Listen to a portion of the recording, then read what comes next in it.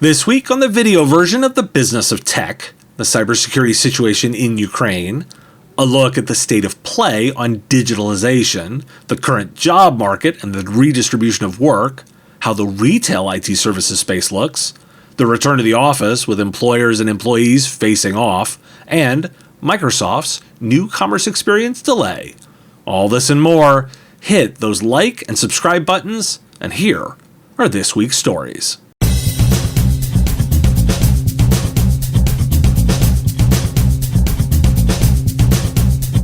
I'm back after a week off, and the larger story to acknowledge is the Russian invasion of Ukraine and the ongoing conflict. This is a technology show, and in particular one that focuses on those delivering IT services, so my coverage will focus on stories through that lens. Which leads to the security fallout.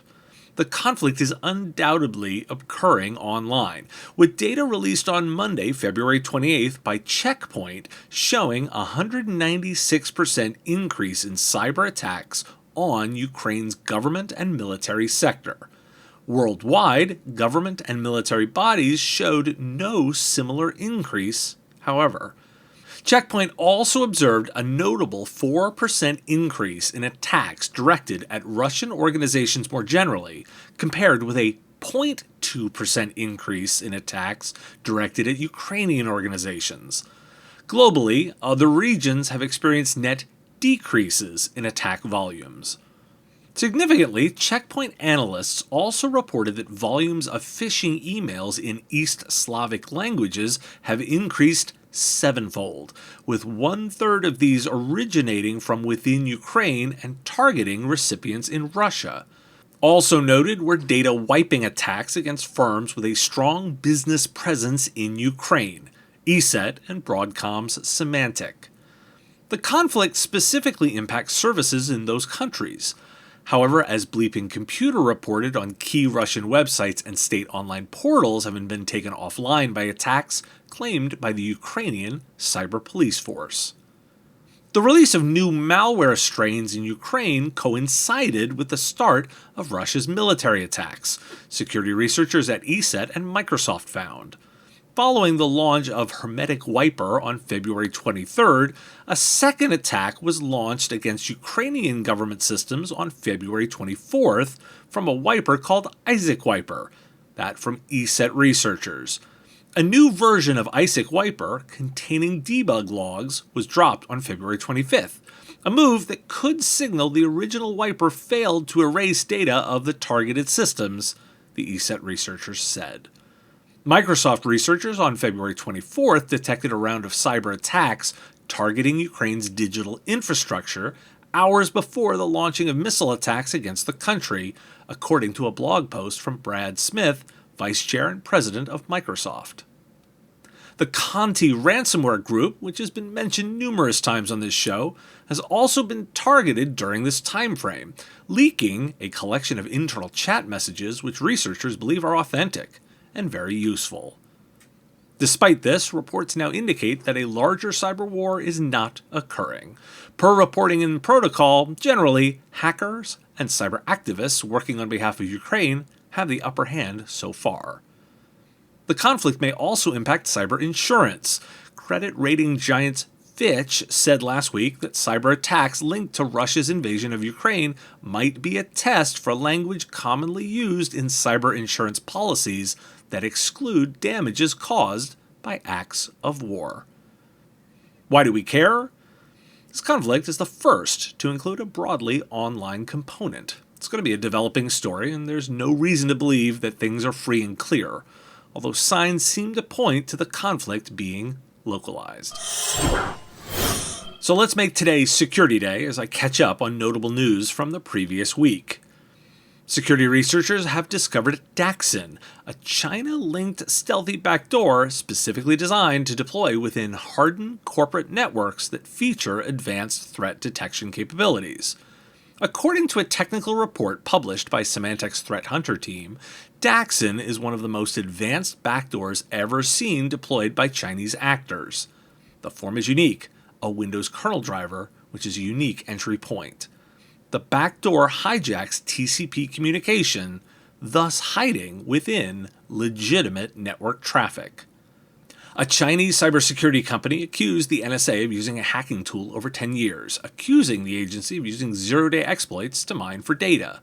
Researchers believe this may be a sign that Chinese cybersecurity companies are starting to follow the example of their Western counterparts and do more attribution.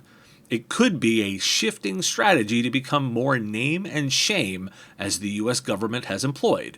Robert Lee, a former NSA analyst and founder of cybersecurity company Dragos, said. Microsoft has warned Windows 10 and Windows 11 users that files might not be deleted after resetting the device using the Remove Everything option. The issue stems from Microsoft's OneDrive cloud file service.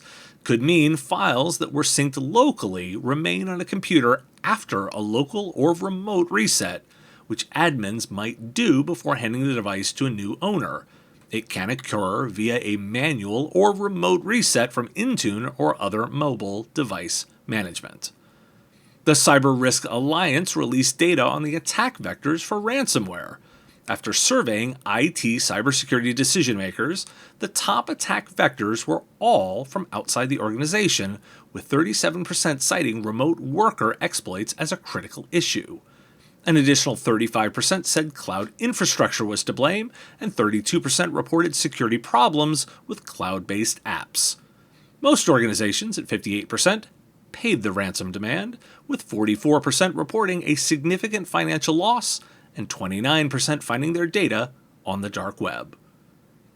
Coro looked at SMB security and found that attacks against these SMBs have increased by 150% in the past 2 years. On average, according to the study, Coro found that SMBs faced roughly 6,300 attacks per day over the course of 2019. A year later, that number rose to 17,500, and by the end of 2021, the average was 31,000 for the year. If this increase continues at its current pace, SMBs will face between 56,000 and 86,000 attacks in 2022 alone. The specific industries seeing the highest growth in the rate of attacks from 2020 to the end of 2021 fell in the areas of transportation, with a 195% increase, healthcare, 178%, retail, 149%, manufacturing at a 131% increase, professional services at 119%, and education at 97%. Looking at the victims, cybersecurity specialist Vanafi conducted a survey and found that 18% of victims who paid the ransom still had their data exposed on the dark web. 8% refused to pay the ransom, and the attackers tried to extort their customers. 35% of victims paid the ransom, but were still unable to retrieve their data. As for the ransomware actor extortion tactics, 83% of all successful ransomware attacks featured double and triple extortion. 38% of ransomware attacks threatened to use stolen data to extort customers. 35% of ransomware attacks threatened to expose stolen data on the dark web. 32% of attacks threatened to directly inform the victim's customer of the data breach incident. The lack of credibility in ransomware actors' empty promises to their victims stems from several factors. First, more ransomware as a service operations are short-lived, so they look to maximize their profits in the shortest possible period of time. As such, they don't care about long-term reputation. Secondly, many renegade affiliates don't follow the rules set by the core ransomware operators, and enforcing these rules is rarely considered a priority for the groups. Thirdly, even if the data isn't leaked right away, the remnants of data breaches may be maintained for a long time in multiple threat actor systems, and almost always find their way to the broader cybercrime community sooner or later. Why do we care? Trend-wise, I think there's nothing new here. Clear examples of the further investment in cyber as a war space, and I found it notable the possible change in Chinese disclosure strategies. No industry was spared, but the increases are not necessarily consistent. Keep in mind the extortion data as we go into the next story. And this story is brand new. NVIDIA had a significant cyber breach of 1 terabyte of data, and the hackers are extorting the company to allow NVIDIA's graphics card to mine cryptocurrencies faster or face the imminent release of the company's crown jewel source code. The Lapsus ransomware group has already published a collection of leaked files. It's also demanding a change to the light hash rate, which limits some cards' usefulness for crypto mining, or they'll release the company's data. The group has also stolen NVIDIA's code signing certificates, which can sign malware and appear trustworthy and allow malicious drivers to be loaded into Windows. The group has started leaking data after NVIDIA refused to negotiate with them. This particular group is very active. They've also leaked a collection of data they claim to be from Samsung, including significant code across several categories of devices. Why do we care? And here it comes together with the extortion data. These are particularly egregious examples, but that should make them exactly the ones to highlight. Hackers are leveraging these companies' assets entirely against them. These brutal examples are real. I may not like the security tax, but I'll also note I pay it. This is not a space to go cheap on, because the consequences are now very targeted. I spent yesterday recapping security. Today, let's look at the general market. Forrester is reporting on an increase in the use of digital banking as the pandemic accelerated adoption. According to Forrester Analytics data, in 2021, 76% of Spanish banking customers used their mobile banking app at least monthly, and 34% of UK online adults who applied for a loan in the past 12 months did their research on a smartphone. Digital, online and mobile, is now the top channel for US borrowers to purchase home loans. Bank of America, too, with some insights here. More than 85% of their small business clients utilize digital channels, and digital engagement is up overall by 15% over last year. Nearly 50% of all sales made have been digital, with an almost 300% increase in digital sales for small businesses over pre-2020 levels. Related, some new predictions on e-commerce trends and that acceleration from 2PM and Deloitte. Quoting from The Hustle, brands will drop third-party retailers. To better control inventory and customer experience, brands will focus on their own distribution channels. Nike will be 70% direct by 2027. Digitally native brands will open more stores. Why? Physical locations heighten the brand's online halo. Apple's privacy changes will have a long-lasting effect. The iPhone maker has already stymied Facebook's ad tracking and is on track to build their own ad empire. Rising customer acquisition costs will force companies to invest in their content to reach future customers. Payment is a battleground. The US is only 8th in mobile payments adoption. Increasing adoption is a considerable business opportunity. Big retailers like Amazon and Walmart will continue to buy up planes and ships to avoid future supply chain distributions. The future of malls could be as logistic hubs for e-commerce, especially as product return sites. And Web3 more than a fad.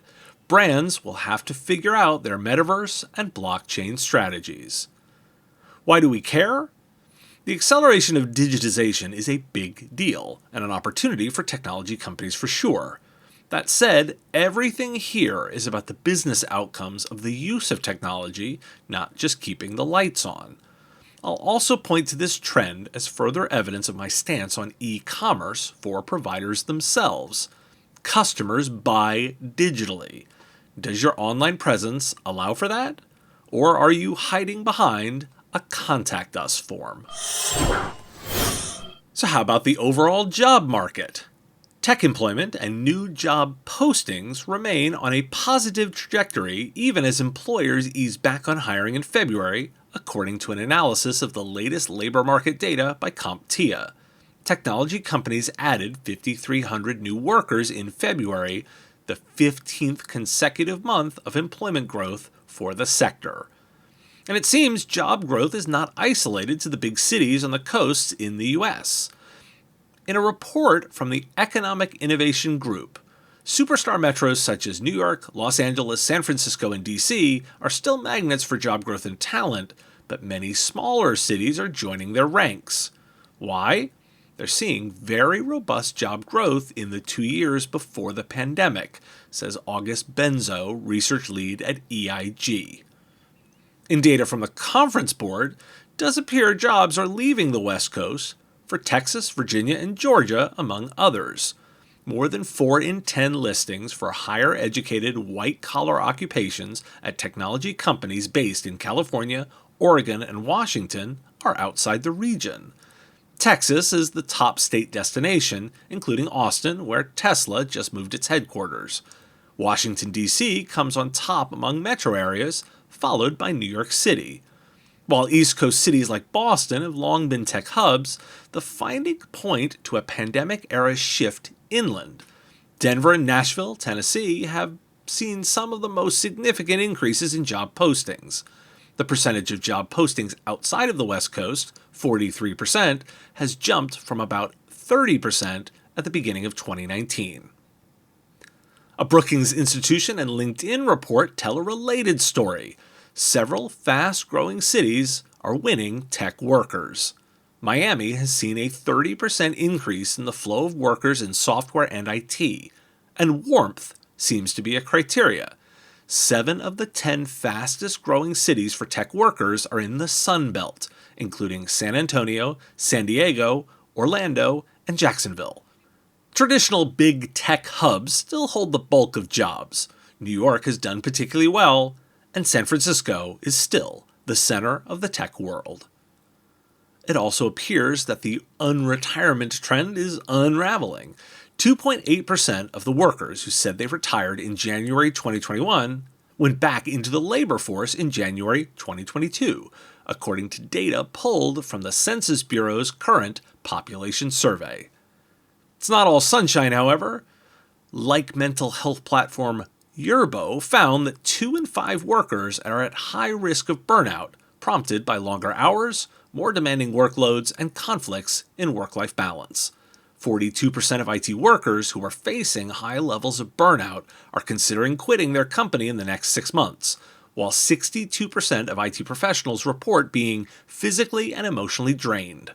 1 in 4 tech workers want to leave their workplace in the short term. A small bit of insight too, despite the record job growth, it appears voters aren't feeling it. In polling from Navigator Research, 35% of voters believe the country is experiencing more job losses than usual. Now, why do we care? That Sunbelt data point tells the story. People are moving for non-work-related reasons. I expect to be commenting more on this as we consider a return-to-work issue, but let's consider just the hiring angle right now. Location is less important than ever for the job itself, particularly if it can be done remotely. I'd also offer that it's likely tax and services related, as the need to be by the office for work has been proven to be less than necessary. So what does it mean for a smaller company? You can differentiate based on your own culture and opportunity and compete for people beyond your geography. This should be good news. A brief and fun one. It's International Women's Day, and I want to highlight a Twitter bot called the Gender Pay Gap Bot. The bot is quote tweeting posts about International Women's Day with data about the pay disparity between men and women at each organization. It's accurate too, and the exposure is causing some companies even to delete their tweets. It's limited to data in the UK, as companies that employ 250 or more people are required to report data about their gender pay gap by law. Any companies that fail to publish this information could face court orders and fines. Why do we care? I love data. It causes changes in behavior. It's essential not to just express platitudes, but actually make change. And frankly, some shame can be a helpful tool. Pay women the same. Kaseya's 2022 MSP Benchmark Survey, the company's 11th, is now released. Here are some key insights, quoting from Channel Futures.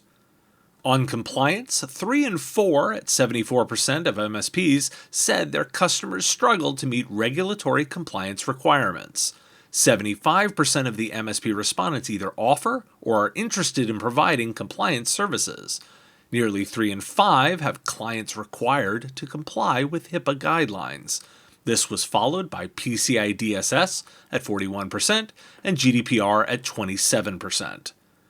Cybersecurity. 1/2 said their business is more at risk of cybercrime than 1 year ago. This is an 11% increase from 2021's data. Almost half of the MSPs reported that a significant portion of their clients fell victim to a cyber attack within the last 12 months. Though cybersecurity is a significant concern for MSPs, it has also been a revenue driver. The survey found that 1/2 of MSPs evaluate the threat landscape quarterly to add new services to their lineups. On remote work, 22% of respondents state that remote workforce setup was the top service requested by their clients, followed by cloud migration at 21% and business continuity at 13%. Remote work is also a significant pain point for MSP's customers, with 36% of respondents selecting it as one of the top 3 IT problems for clients in 2022. MSPs value integrated solutions.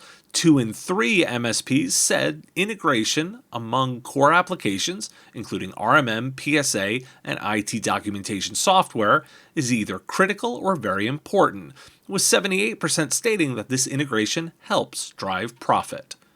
Supply chain issues and hiring are also top of mind. The lion's share, at 92% of MSPs, have had supply chain issues impact their ability to sell solutions.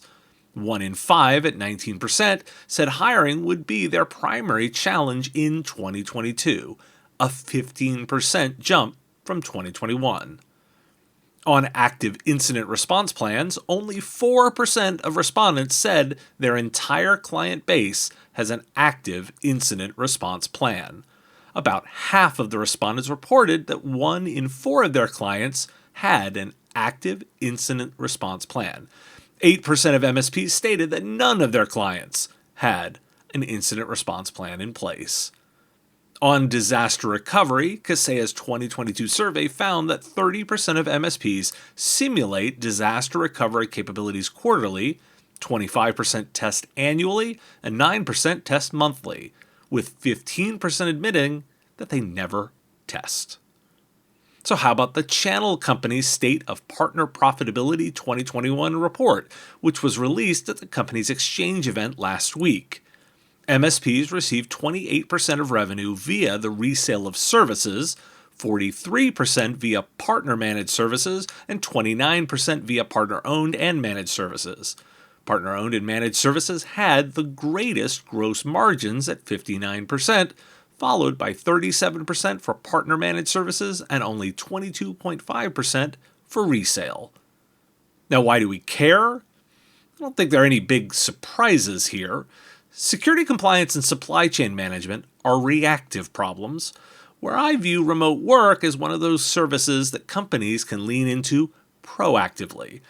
Business has to do those reactive ones, but remarkable ones will lean in and innovate and experiment with solutions in proactive ones. The more one can link that spending to revenue generation, the better. Are you still using on-prem file servers and VPNs to share files with remote workers? Egnyte is a business-class cloud sharing solution that works more like your on-prem server than other solutions.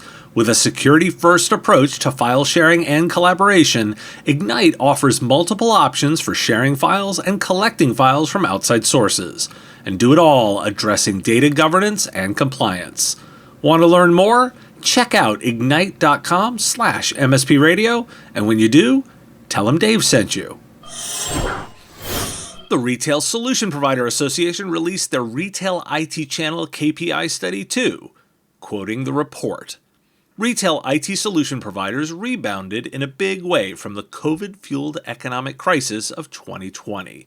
In 2020, nearly 23% of survey respondents reported a decline in sales. That number fell to just 7.5% in 2021, a difference of 15.4 points year over year. Also in 2020, over a third of respondents, at 36.2%, experienced flat or declining sales compared with just 19.8% in 2021, a 16.4% difference. 2021 didn't go quite as well as retail IT solution providers predicted, but they weren't far off. About 20% of survey respondents experienced flat or declining sales, while predictions anticipated only 14.6% would. 50% achieved double-digit growth instead of the projected 52.5%. Profits are up too. In 2020, 8.5% reported a loss, while only 3.8% did in 2021. Also, the number of solution providers reporting margins of 20% plus nearly doubled from 25.2% in 2020 to 45.3% in 2021. Compared with last year, the 2022 list of benefits barely changed in terms of the percentage of companies offering each line item or which benefits are most commonly provided by VARs and ISVs. Flexible work schedules moved up the chart in 2020 and remained a common benefit in 2021. The benefit of free food and beverages rebounded a bit last year, likely because more workers are returning to the office. The average gross income for tech clusters in the $41,000 to $60,000 range at 33.9%, with the most common income range being $61,000 to $80,000. Only 6.5% of resellers and ISVs report an average tech gross income above $100,000, essentially unchanged from 2020, 6.1%. Around a quarter of top techs earned between $41,000 and $60,000, while 36.8% earned between $61,000 and $100,000. 13.1% of top techs earned over $100,000, matching the 13.5% figure in last year's study. Ending quotes.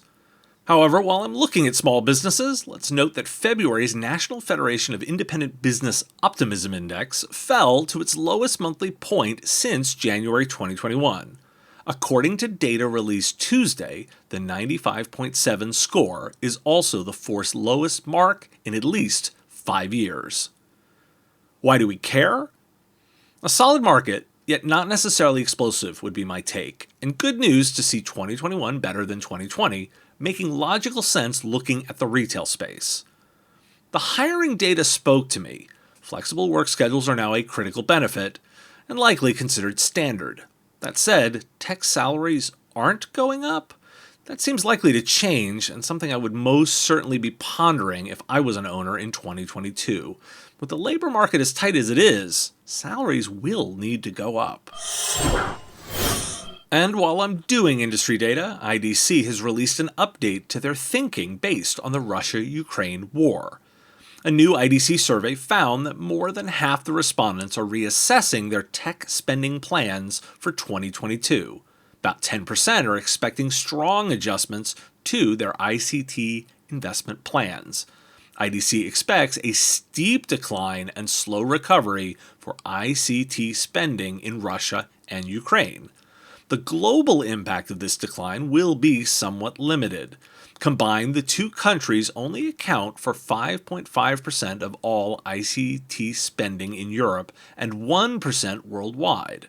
At the same time, the crisis will likely impact trade, supply chains, capital flows, and energy prices. This will negatively affect the broader economy for both the regional and worldwide technology market. Why do we care? Too early to know for sure, of course, but let's observe that the tech sector won't go unscathed. Warnings about trade, supply chain, and energy will be the areas to focus on, and consider a note that fuel alone will be a consideration here. Some 42% of people who took frequent work trips pre-pandemic say they won't do so in the new working world. That said, it looks like those are changing into workcationing, taking trips to fun places without taking days off.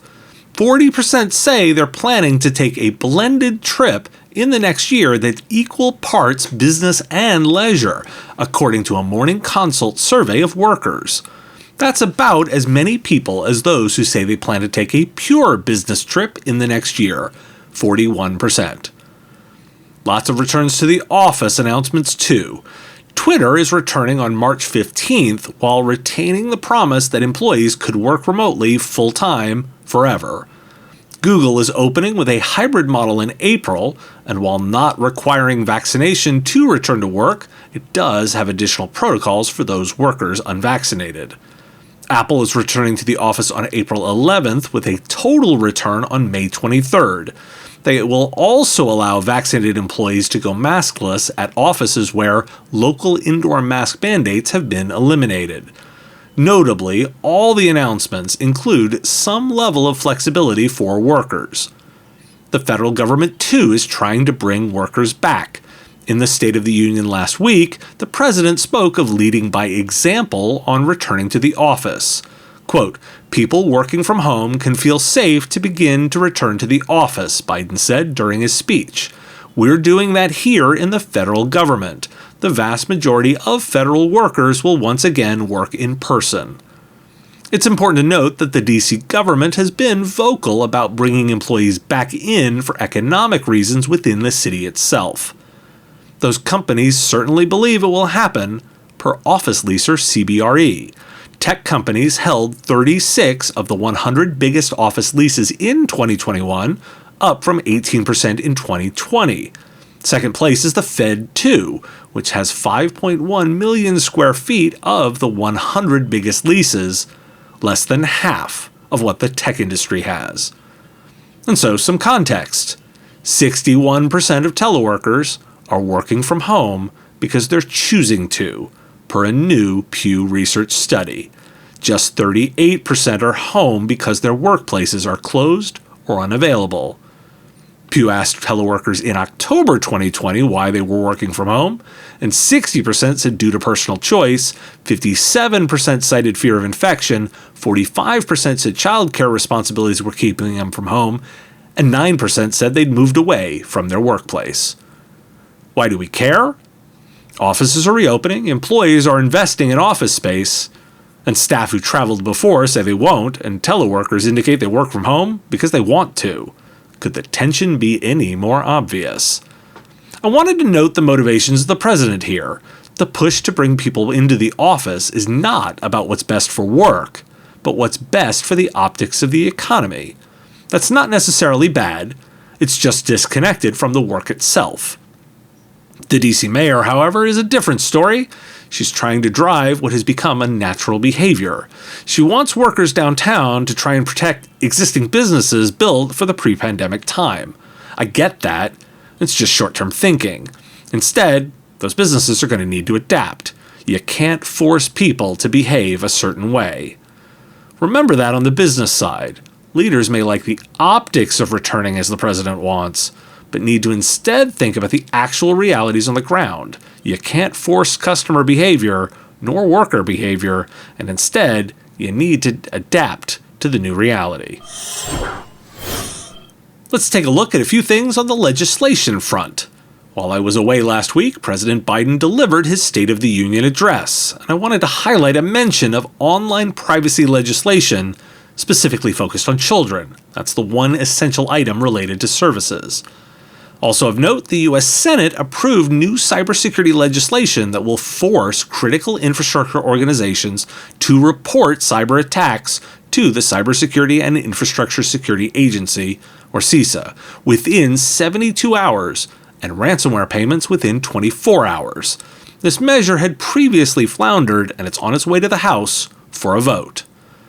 In the House, lawmakers introduced legislation to create a Bureau of Digital Services Oversight and Safety within the Federal Trade Commission to investigate systematic risks on online platforms and issue transparency requirements and guidance.